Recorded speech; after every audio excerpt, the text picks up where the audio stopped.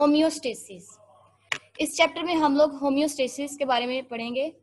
Lecture number हमारा 1 है। Student देखें, यहाँ पे होम्योस्टेसिस के बारे में आपको थोड़ा सा दिखाया गया है। आपको कॉन्सेप्ट बनाने के लिए यहाँ पे पिक लगाई गई है कि होम्योस्टेसिस एक्चुअली होता क्या है। बेसिकली ये एक ऐसा मैकेनिज्म होता है जो हमारी बॉडी के जो इंटरनल फंक्शंस हैं, एक्टिविटीज हो रही हैं, उनको मेंटेन करने में मदद देता है। ठीक है स्टूडेंट, तो बॉडी को बैलेंस सिचुएशन में रखने के लिए इसका रोल है। तो नेक्स्ट हम लोग देखते हैं कंटेंट्स इसके कि आज हम लोग अपने इस लेक्चर में क्या क्या चीजें डिस्कस करते हैं। सबसे पहले इंट्रोडक्शन मीन होम्योस्टेसिस एक्चुअली होता क्या है, थोड़ा सा उसका इंट्रोडक्शन देखेंगे। देन उसकी डेफिनेशन देखेंगे, प्रॉपर उसको डिफाइन कैसे करते हैं। फिर उसकी इंपॉर्टेंस देखेंगे, इंपॉर्टेंस क्या होती है, इसकी अहमियत क्या है, बॉडी के अंदर क्यों जरूरी होता है।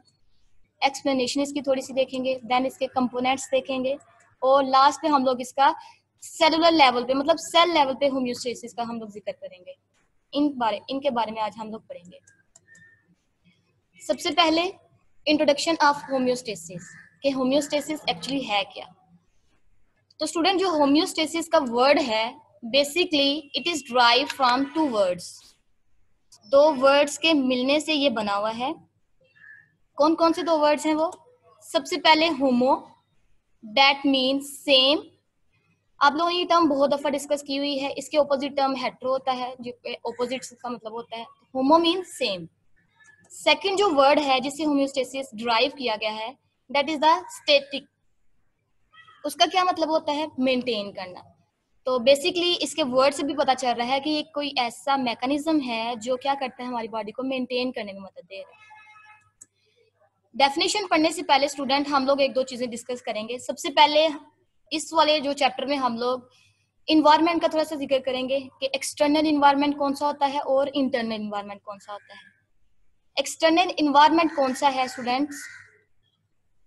ये एक लिविंग ऑर्गेनिज्म की बॉडी है,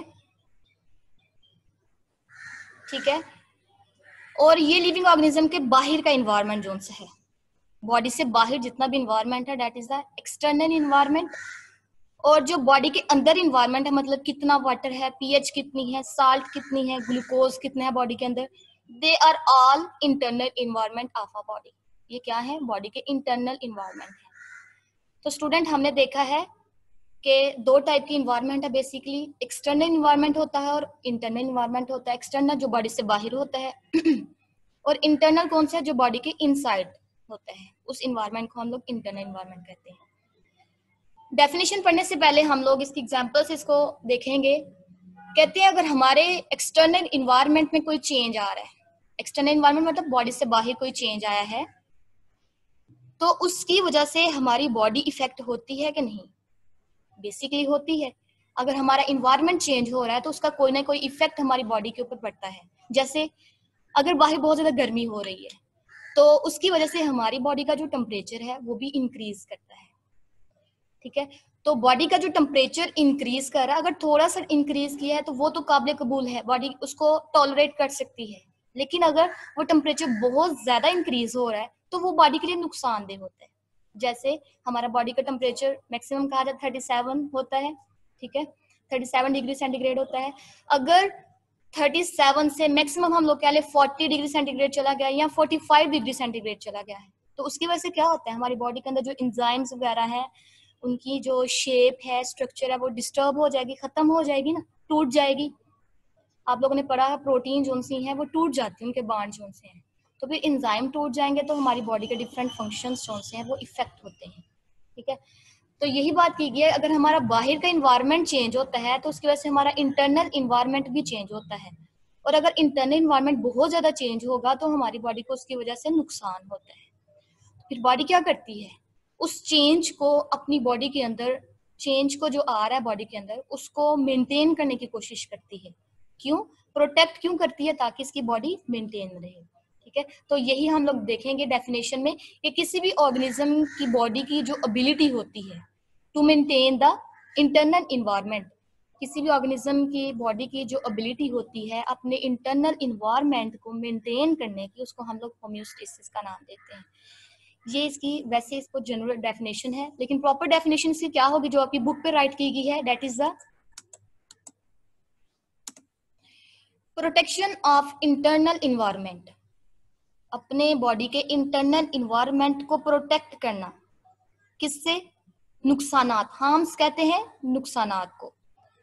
अब फ्लक्चुएशंस, फ्लक्चुएशन स्टूडेंट क्या है? तब्दीली, चेंजेस जो आती हैं, किसमें आ रही हैं? इन द एक्सटर्नल इन्वायरमेंट, हमारा जो बाहर का इन्वायरमेंट है उसमें चेंजेस आती हैं। तो कहते हैं अगर हमारे एक्सटर्नल इन्वायरमेंट में चेंज आ रहा है तो उसकी वजह से हमारी बॉडी को नुकसान होने का खतरा होता है। उन नुकसान से बचाने के लिए बॉडी के पास एक प्रोटेक्टिव मैकेनिज्म है जो हमारी बॉडी को प्रोटेक्ट करता है। उस प्रोटेक्टिव मैकेनिज्म को हम लोग फिर किसका नाम देते हैं? होम्योस्टेसिस का। स्टूडेंट क्लियर होगी डेफिनेशन? होम्योस्टेसिस क्या है? एक मैकेनिज्म जो हमारे इंटरनल इन्वायरमेंट को प्रोटेक्ट करता है। किससे प्रोटेक्ट करता है? उन नुकसानात से। वो नुकसानात किसकी वजह से आ रहे हैं? Changes in the external environment, जो हमारे एक्सटर्नल एनवायरनमेंट में जो चेंज आ रहा है उसकी वजह से जो हमारी बॉडी में नुकसान आने के खतरे होते हैं, खतरात होते हैं, उनसे बचाने की कोशिश करता है। ये student, this is the proper definition of homeostasis. Next move करते हैं इसकी इंपॉर्टेंस, कि ये हमने भी बात की होम्योस्टेसिस मेंटेन कर रहा है, ठीक है। तो मोस्टली जो होम्योस्टेसिस है, ये जो मैकेनिज्म है, it is the basic characteristic of a living organism. जो लिविंग ऑर्गेनिज्म होते हैं उनके अंदर ये कैरेक्टरिस्टिक पाई जाती है कि वो अपनी बॉडी को मेंटेन करने की एबिलिटी रखते हैं, क्योंकि हमारी हर बॉडी के अंदर जो चीजें हैं वो फिक्स नहीं है। हर चीज जो बॉडी के अंदर है वो फिक्स नहीं है। क्यों? क्योंकि एक फिक्स चीज को अचीव करना, उसको हासिल करना थोड़ा सा मुश्किल होता है ऑर्गेनिज्म के लिए। जैसे अगर हम लोग बात करें, यहाँ पे एक बॉटल पड़ी हुई है, अगर कोई आपको कहे इसको हिट करना है, निशाना लगाना है, ठीक है, तो आप एक ही टाइम पे उसको जल्दी से हिट नहीं कर सकते, निशाना नहीं लगा सकते। क्यों? क्योंकि ये थोड़ा सा मुश्किल होता है। अगर हम लोग कहें कि एक ये जगह है और दूसरा ये वाली स्पेस है, इनके दरमियान ये बॉटल्स पड़ी हुई हैं, डिफरेंट बॉटल्स पड़ी हुई हैं, और आपको चॉइस दी जाती है कि इनमें से किसी भी एक को आपने हिट करना है। मतलब रेंज दे दिया ना, यहाँ से लेके यहाँ तक बॉटल्स पड़ी हुई हैं, इनमें से किसी को भी हिट करना है। तो ऑर्गेनिज्म जो है बड़ी इजीली इनमें से किसी पे भी अपना निशाना लगा सकता है, हिट कर सकता है इसको, ठीक है। तो फिक्स को हमारे यहाँ पे एग्जांपल देने का क्या मकसद है? यहाँ पे हमने ये बात बताई है कि फिक्स पॉइंट को अचीव करना ऑर्गेनिज्म के लिए मुश्किल होता है, जबकि अगर चीजें रेंज में पाई जाएं तो उनको अचीव करना ऑर्गेनिज्म के लिए थोड़ा सा इजी होता है। तो हर ऑर्गेनिज्म क्या करता है? अपने लिए आसानी पैदा करने की कोशिश करता है कि उसके लिए ज्यादा से ज्यादा जो चीज इजी हो उसको वो करे, ठीक है। तो यहाँ पे देखें, होम्योस्टेसिस क्या करता है? Keep our internal fluctuations. Internal fluctuations क्या होते हैं? अभी हमने फ्लक्चुएशंस का वर्ड देखा है, मतलब चेंजेस। हमने कहा एक्सटर्नल एनवायरनमेंट चेंज होता है, उसकी वजह से हमारी बॉडी में भी चेंज आता है, लेकिन वो चेंज ज्यादा नहीं आता, ठीक है। कि जो चेंज है हमारी बॉडी के अंदर आ रहा है, इंटरनल फ्लक्चुएशन, जो हमारी बॉडी के इंटरनल इनसाइड जो चेंज आ रहा है, मतलब वाटर कम हो रहा है, ज्यादा हो रहा है, या टेम्परेचर कम हो रहा है, ज्यादा हो रहा है, ग्लूकोज ज्यादा हो रहा है, कम हो रहा है, पीएच कितनी हो रही है, ये चीजें जो चेंज हो रही हैं, कहते वो ज्यादा चेंज नहीं होती, वो एक नैरो रेंज में रख के चेंज की जाती है। मतलब थोड़ी सी उनमें चेंज आता है, ज्यादा चेंज नहीं आएगा। ज्यादा चेंज क्यों नहीं आएगा? अगर ज्यादा चेंज आएगा तो बॉडी में डिस्टरबेंस पैदा होना शुरू हो जाती है, जैसे अभी हमने एग्जांपल दी थी टेम्परेचर की। तो फिर ये जो नैरो रेंज में रख के जो चेंजेस बॉडी के अंदर की गई हैं, वो किसकी वजह से की गई हैं? होम्योस्टेसिस की वजह से।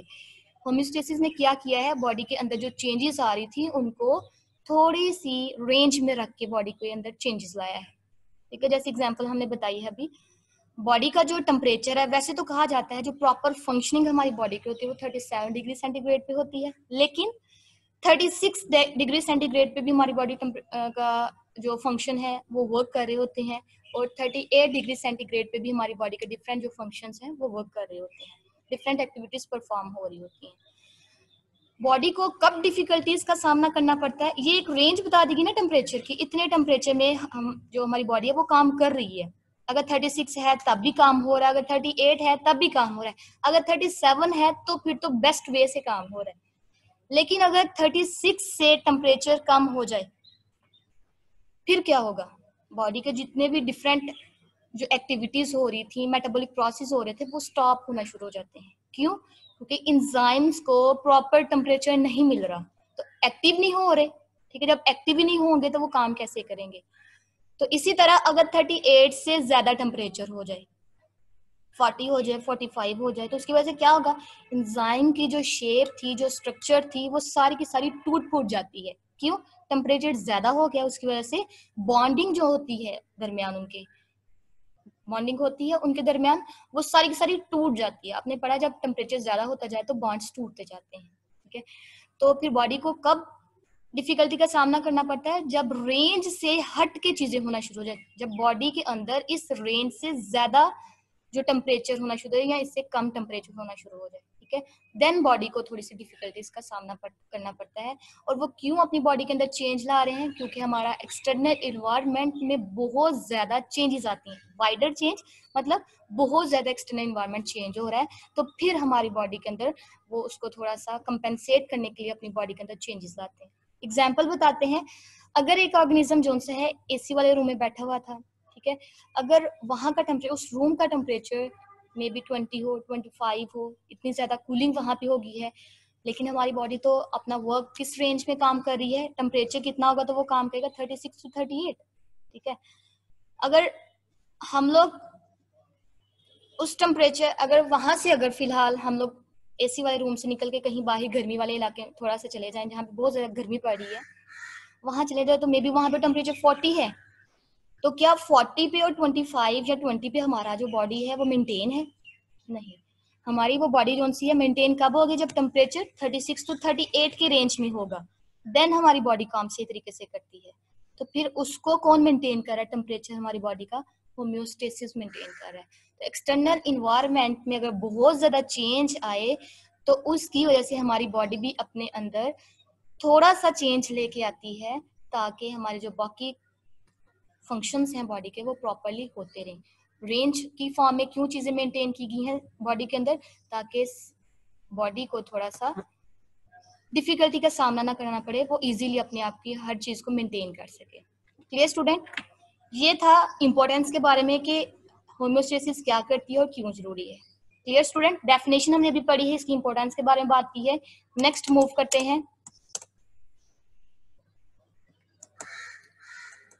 एक्सप्लेनेशन कि थोड़ा सा होम्योस्टेसिस का देखें, एक्सप्लेन थोड़ा सा करते हैं इसको। ईच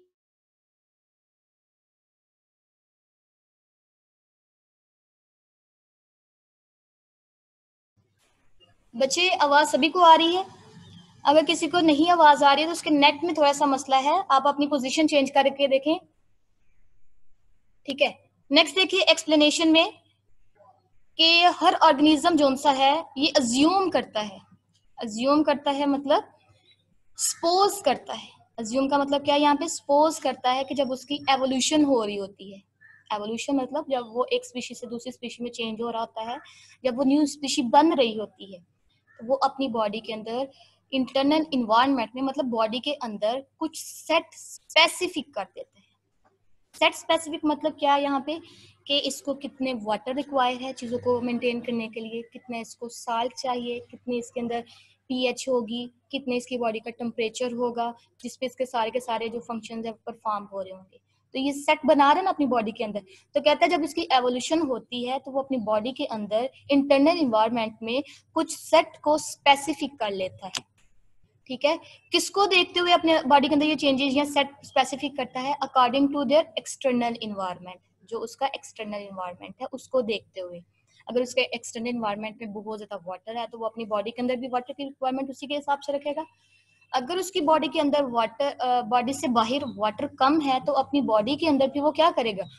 वाटर को मेंटेन करने की कोशिश करेगा और वाटर को थोड़ा यूज करने की कोशिश करेगा। ठीक है, जैसे अगर हम लोग एग्जांपल देखते हैं, आप लोगों ने मोस्टली देखा होगा कि जो ऑर्गेनिजम्स एक्वेटिक मतलब पानी में रहते हैं, उनको अपने वेस्ट मटेरियल को रिमूव करवाने के लिए, मतलब जो उनकी बॉडी के अंदर जो वेस्ट मटेरियल होता है उसको रिलीज करवाने के लिए ज्यादा वाटर रिक्वायर होता है, ज्यादा पानी चाहिए होता है। क्यों? उन्होंने क्यों ज्यादा पानी अपनी बॉडी के अंदर सेट किया है?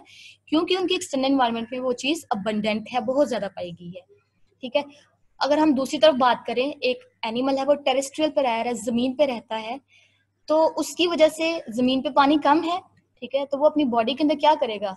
वेस्ट मटेरियल को रिमूव करवाने के लिए उसको पानी थोड़ा ही मिकदार में चाहिए होता है। क्यों? क्योंकि उसके पास पानी की कमी होती है थोड़ी सी, ठीक है, इसलिए वो उस रेंज में रख के करता है कि जितनी अबंडेंट चीजें हैं अपने इन्वायरमेंट को देख के वो चीजों को फिर अपनी बॉडी के अंदर सेट करता है, ठीक है। तो यही बात यहाँ पे की गई है कि हर ऑर्गेनिज्म अपनी एवोल्यूशन जब उसकी हो रही होती है उस टाइम सपोज कहा जाता है कि अपनी बॉडी के अंदर कुछ सेट को स्पेसिफिक कर देता है according to their suitable external environment, अपने एक्सटर्नल एनवायरनमेंट को देख के वो चीजों को सेट करता है, ठीक है, at various level of organization. इसका क्या मतलब है स्टूडेंट? लेवल ऑफ ऑर्गेनाइजेशन मतलब कि डिफरेंट लेवल्स पे, कि अगर उसने एक ऑर्गेनली बनानी है तो उसको उस टाइम कितने ज्यादा एटम्स चाहिए। आपने लेवल ऑफ ऑर्गेनाइजेशन पढ़ा हुआ है फर्स्ट ईयर में, एटम एटॉमिक लेवल है, ऑर्गेनली लेवल है, देन उसके बाद उसका सेल लेवल है, उसके बाद उसके टिश्यू लेवल, डिफरेंट लेवल आते हैं, ठीक है। तो वही बात की डिफरेंट लेवल्स पे कि एक्सटर्नल एनवायरनमेंट को देखते हुए वो अपने डिफरेंट लेवल्स पे जाके चीजों को सेट करता है। हमने भी बात की है कि उसने ऑर्गेनली बनानी है तो कितने उसको एटम्स चाहिए और किस टाइप के चाहिए वो पहले से उसने सेट किए हुए हैं। अगर सेल बनाना है तो उसमें कितनी ऑर्गेनलीज होंगी और वो किस टाइप की होंगी वो भी उसके अंदर वो ये चीज सेट होगी हुई है, ठीक है। तो यही बात की है at various level of organization उसने चीजों को सेट किया होता है according to their environment. External environment को देखते हुए उसने चीजों को अपनी बॉडी के अंदर सेट कर देता है। Clear student? ये इसकी थी एक्सप्लेनेशन। नेक्स्ट देखें, अभी हमने बात की एक्सटर्नल इन्वायरमेंट। हमने इन्वायरमेंट की टू टाइप्स बताई थी, एक्सटर्नल इन्वायरमेंट और इंटरनल इन्वायरमेंट। अब बात करने लगे एक्सटर्नल इन्वायरमेंट की।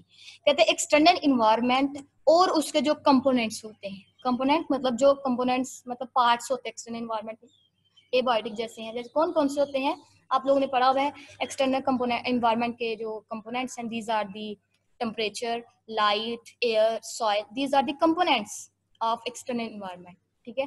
तो कहते हैं एक्सटर्नल इन्वायरमेंट और उसके कंपोनेंट्स जो हैं वो चेंज होते रहते हैं। ये एक कांस्टेंट चीज नहीं है, इसमें चेंज आता है, कभी टेम्परेचर ज्यादा हो जाता है, कम हो जाता है, जैसे गर्मियों में ज्यादा हो जाता है, सर्दियों में कम हो जाता है, ठीक है। ह्यूमिडिटी जो सी है वो कम हो जाती है, लाइट जो सी है कम हो जाती है, ज्यादा हो जाती है। तो ये चीजें क्या होती है, चेंज होती रहती है इसके अंदर। लेकिन जो ऑर्गेनिज्म की बॉडी होती है वो रेजिस्ट करती है अपने बॉडी के अंदर चेंज आने से रोकती है। क्यों? क्योंकि उसकी बॉडी के अंदर अगर चेंज आ गया तो उसको दोबारा से चीजों को मेंटेन करना पड़ता है, जो उसके लिए थोड़ा सा मुश्किल होता है। तो ऑर्गेनिज्म की बॉडी अपनी बॉडी के ऑर्गेनिज्म जो से अपनी बॉडी के अंदर चेंज आने से रेजिस्ट करते हैं, रोकते हैं। क्यों? उसको मेंटेन करना थोड़ा सा मुश्किल हो जाता है। तो यही बात की है, एक्सटर्नल एनवायरनमेंट चेंज होता है लेकिन ऑर्गेनिज्म जो से अपनी बॉडी के अंदर चेंज आने से रोकते हैं। आगे होम्योस्टेसिस का रोल एवोल्यूशन में, कि होम्योस्टेसिस की वजह से एवोल्यूशन होती है। एवोल्यूशनरी प्रोसेस मतलब एवोल्यूशनरी प्रोसेस किसे कहते हैं? एक स्पीशी से किसी न्यू स्पीशी का बनना, ठीक है, इज द एवोल्यूशनरी प्रोसेस। तो होम्योस्टेसिस का कहते हैं रोल एवोल्यूशन में है कि नहीं, वो आज हम लोग यहाँ पे डिस्कस करते हैं।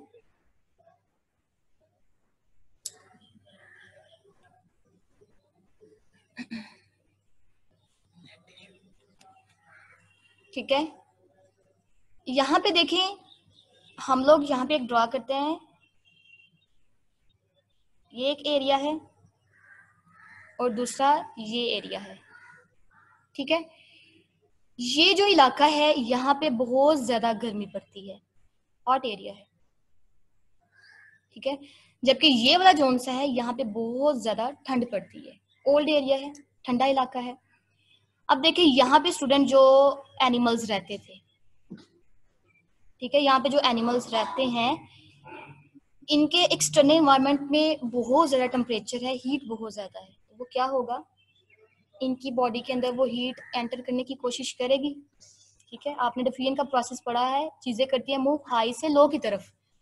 तो जो हीट है वो एक्सटर्नल इन्वायरमेंट से उसकी इंटरनल इन्वायरमेंट में जाने की कोशिश करती है, मतलब उसकी बॉडी के अंदर जाने की कोशिश करती है, ठीक है। तो इसकी वजह से क्या होता है, फिर उनकी बॉडी का टेम्परेचर राइज करने की कोशिश करता है, टेम्परेचर ज्यादा होने की कोशिश करता है। Clear student? तो यहाँ पे देखिए हमने कहा है टेम्परेचर जो सा है मिनिमम कितना होता है, 36 होता है और मैक्सिमम 38 होता है। अगर 36 तक टेम्परेचर आ रहा है तब कोई प्रॉब्लम नहीं है, या 38 तक टेम्परेचर पहुंच रहा है तब कोई प्रॉब्लम नहीं है। लेकिन अगर टेम्परेचर 38 से ज्यादा हो रहा है, मतलब टेम्परेचर बॉडी के अंदर बहुत ज्यादा हो रहा है, तो फिर ये ऑर्गेनिज्म क्या करेंगे, अपनी बॉडी के अंदर कुछ सिस्टम्स एक्टिव करेंगे जिसकी वजह से इनकी बॉडी का टेम्परेचर दोबारा से 36, 37 या 38 तक मेंटेन हो जाए।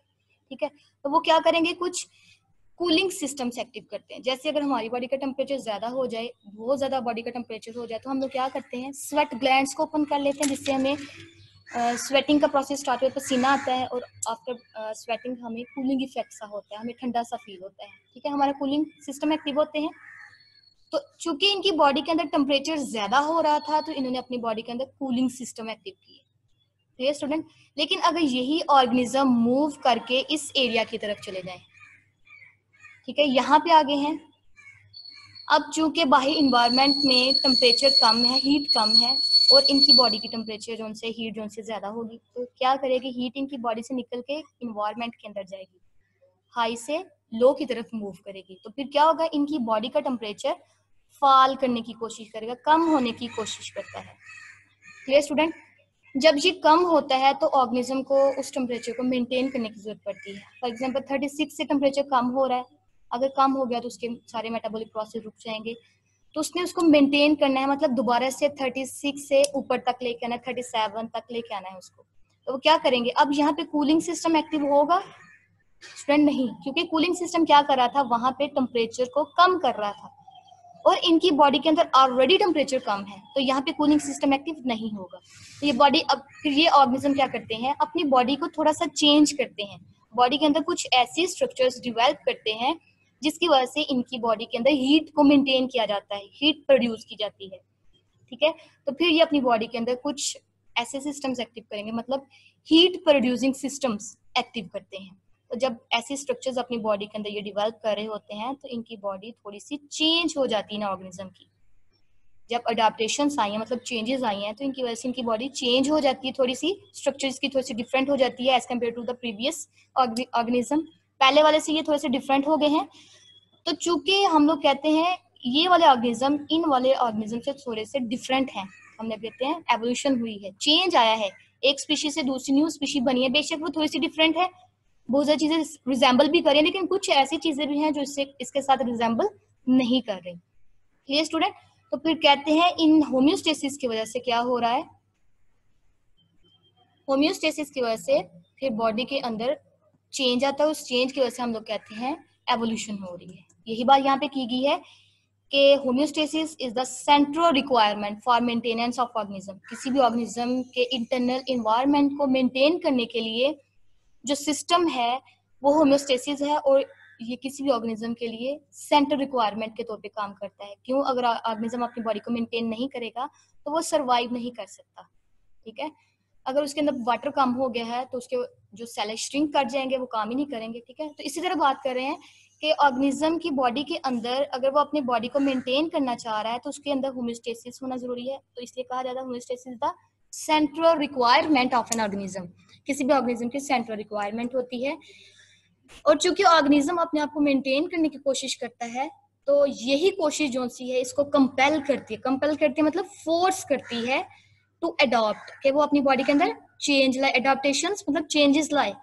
किसको देखते हुए? अपने कॉन्टिन्यूसली चेंजिंग इन्वायरमेंट के, उसका जो इन्वायरमेंट है उसमें बहुत ज्यादा चेंज आ रहा है, उसकी वजह से वो क्या करता है, वो चेंज उसको फोर्स करता है कि वो अपनी बॉडी के अंदर कोई ना कोई अडॉप्टेशंस लेके आए, कोई ना कोई न्यू स्ट्रक्चर्स या सिस्टम एक्टिव करे ताकि वो अपने आप को सर्वाइव कर सके। तो जब वो अपनी बॉडी के अंदर चेंजेस लेके आता है, देन कंट्रीब्यूट्स, मतलब फिर इस वजह से क्या होता है, एवोल्यूशनरी प्रोसेस के एक ऑर्गेनिज्म, एक स्पीशीज से न्यू स्पीशीज बनती हैं।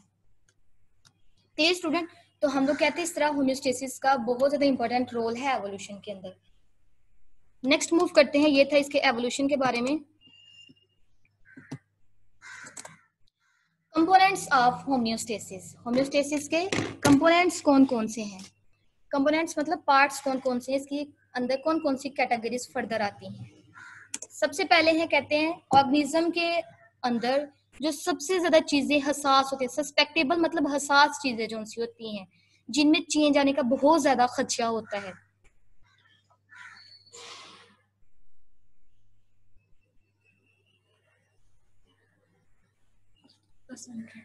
ठीक है, सबसे ज्यादा जो हसास कंपोनेंट्स ऑर्गेनिज्म की बॉडी के जिसमें चेंज आने के चांसेस होते हैं, अगर हमारा एक्सटर्नल एनवायरनमेंट में चेंज आएगा तो हमारी बॉडी के वो कंपोनेंट्स भी चेंज हो जाते हैं। कौन कौन से वो कंपोनेंट है यहाँ पे देखते हैं। सबसे पहले टेम्परेचर। अगर बाहर का टेम्परेचर थोड़ा सा चेंज हो रहा है, ज्यादा चेंज हो रहा है, उसकी वजह से क्या होता है, हमारे जो इंटरनल इन्वायरमेंट का जो टेम्परेचर है, तो बॉडी का जो टेम्परेचर है वो भी चेंज होता है। तो बॉडी के अंदर टेम्परेचर को मेंटेन करने के लिए जो कंपोनेंट है या मैकेनिज्म है, that is called the thermoregulation. Thermoregulation basically homeostasis की ही कैटेगरी है, जिसमें क्या किया जाता है, टेम्परेचर को मेंटेन किया जाता है with in tolerable range. Tolerable range मतलब 36 से 38 के इतनी जो रेंज में टेम्परेचर जो ऑर्गेनिज्म बियर कर सकता है, ठीक है, that is the tolerable range. Bear करने की जो एबिलिटी इसकी होती है। नेक्स्ट देखें, साल्ट एंड वाटर को मेंटेन करना होता है, ठीक है। वाटर जो सा अगर बाहर कम हो रहा है तो हमारी बॉडी के अंदर भी उसके चांसेस होते हैं कम या ज्यादा होने के। तो वाटर और साल्ट को मेंटेन करना क्या कहलाता है, osmo regulation. Maintenance of water and salt called osmo regulation. Next student, third जो कंपोनेंट है जिसके बारे में कहा जाता है कि अगर वो हमारी बॉडी के अंदर कम है या ज्यादा हो रहा है, बहुत ज्यादा हो रहा है, तो उसकी वजह से भी हमारी बॉडी के डिफरेंट जो बाकी फंक्शंस हैं वो भी डिस्टर्ब होते हैं। तो वो कौन से हैं, वेस्ट मटेरियल जो है मेटाबॉलिक प्रोसेस में जो हमारे वेस्ट मटेरियल बनते हैं, जैसे नाइट्रोजनस वेस्ट बनते हैं, ठीक है। बेसिकली हम लोग नाइट्रोजनस वेस्ट की बात करते हैं। उनको बॉडी से रिमूव करवाना with the help of water, ठीक है। वाटर को यूज करते हुए नाइट्रोजनस वेस्ट या बाकी प्रोडक्ट जो से हमारे लिए हमारी बॉडी को जिनकी जरूरत नहीं है उनको रिमूव करवाना एक्सक्रीशन कहलाता है। क्लियर हो गया स्टूडेंट। तो these are the three components of homeostasis. Student जो हम लोग चैप्टर पढ़े हैं, बेसिकली इन्हीं थ्री कंपोनेंट्स को आगे फर्दर एक्सप्लेन करना है इन्होंने, कि टेम्परेचर, लिविंग ऑर्गेनिज्म एक ऐसा डिफरेंट टाइप के ऑर्गेनिज्म है, उनके अंदर टेम्परेचर कैसे मेंटेन किया जाता है, साल्ट और वाटर को कैसे मेंटेन किया जाता है डिफरेंट ऑर्गेनिज्म के अंदर, वेस्ट मटेरियल को रिमूव करवाने के लिए कौन सी स्ट्रक्चर और कैसे उनको वेस्ट मटेरियल को रिमूव करवाया जाता है, ये सारा का सारा हम लोग इस चैप्टर में डिस्कस करेंगे। नेक्स्ट देखिए, homeostasis at cellular level. Cellular level मतलब सेलुलर लेवल, सेल लेवल पे, सेल लेवल पे बात की गई है कि सेल लेवल पे इंटरनल इन्वायरमेंट जो सा है वो कैसे मेंटेन किया जाता है, होम्योस्टेसिस कैसे मेंटेन किया जाता है। स्टूडेंट देखें, अब ये देखें यहाँ पे है हमारा सेल। पहले हमने एक्सटर्नल और इंटरनल की बात की थी, ठीक है। अब हम लोग इंट्रा और एक्स्ट्रा की बात करेंगे। जो सेल के अंदर जितना भी इन्वायरमेंट है, सेल मेम्ब्रेन के अंदर जितना भी इन्वायरमेंट है, वाटर है, पीएच है, जो भी चीजें हैं, दैट इज द इंट्रासेलुलर, ठीक है। यही अब हम लोग यहाँ पे डिस्कस करते हैं कि हमारे जो सेल लेवल पे भी चेंजेस आती हैं, सेल में भी चेंजेस आती हैं की फ्लक्चुएटिंग, मतलब उसके अंदर चेंजेस आती हैं, लेकिन उसमें भी नैरो रेंज थोड़ी सी चेंजेस आती हैं। तो उन चेंजेस को हम लोग क्या नाम देते हैं, इंट्रासेलुलर चेंजेस का नाम देते हैं। फ्लक्चुएशंस होती हैं कि मतलब सेल के अंदर, इंट्रा विद इन, सेल के अंदर वो चेंजेस आ रही हैं, so that it is called intracellular. उसके बाद अगर सेल के बाहर अगर बात करें तो ये जोन से है, सेल के बाहर वाला एनवायरनमेंट है ना, तो सेल के अंदर वाले को हम लोग इंट्रासेलुलर का नाम दे रहे हैं और सेल के बाहर वाले को हम लोग एक्स्ट्रा सेलुलर का नाम दे, मतलब outside of the cell membrane, cell membrane से बाहर जितना भी इन्वायरमेंट होगा सेल का, that is the extra cellular. Next देखें, तो एक्स्ट्रा सेलुलर जोन से है वो दो टाइप के हैं, कि एक्स्ट्रा सेलुलर इन्वायरमेंट जोन से इनका दो टाइप का हो सकता है। जैसे ये एक सेल है, ये दूसरा सेल है, थर्ड, फोर्थ, फिफ्थ, ये सेल बन गए, सेल का एक क्लस्टर बन गया स्टूडेंट, और cluster of cell that perform the same type of functions that is called the tissue. आप लोगों ने फर्स्ट ईयर में पढ़ा हुआ है, ठीक है। तो ये जो टिश्यू है, टिश्यू के इर्द गिर्द जोन से एक्सटर्नल एनवायरनमेंट जोन से, टिश्यू के बाहर वाला जो माहौल है, it is called the interstitial environment of the tissue. Tissue से बाहर जो एनवायरनमेंट है that is called the interstitial. Second जो टर्म है that is called the vascular. Vascular किसे कहते हैं, वेस्कुलर मतलब कोई भी वेसल वगैरह। तो अगर हम लोग यहाँ पे देखें एक वेसल ट्यूब से ड्रॉ करें, मोस्टली हम लोग ब्लड वेसल के बारे में ये यूज करते हैं। ये ब्लड वेसल है, उसके अंदर डिफरेंट टाइप के सेल्स पाए गए हैं। तो सेल के बाहर वाला जो फ्लूइड होगा that is called the vascular environment, ठीक है। कि सेल से बाहर वाला जो इसका इन्वायरमेंट है, जो वेसल के अंदर अगर बात करें that is called the vascular. तो outside cell but within vessel, उसके इन्वायरमेंट को हम लोग वेस्कुलर का नाम देते हैं। टिश्यूज के आउटसाइड लेकिन वेसल्स के अंदर नहीं होगा तो उनको हम लोग इंटरस्टिशियल इन्वायरमेंट का नाम देते हैं। स्टूडेंट, ये था सेलुलर लेवल पे। जो थोड़ा बहुत सेलुलर लेवल रह गया है वो हम लोग कल डिस्कस करेंगे अपने कल के लेक्चर के अंदर।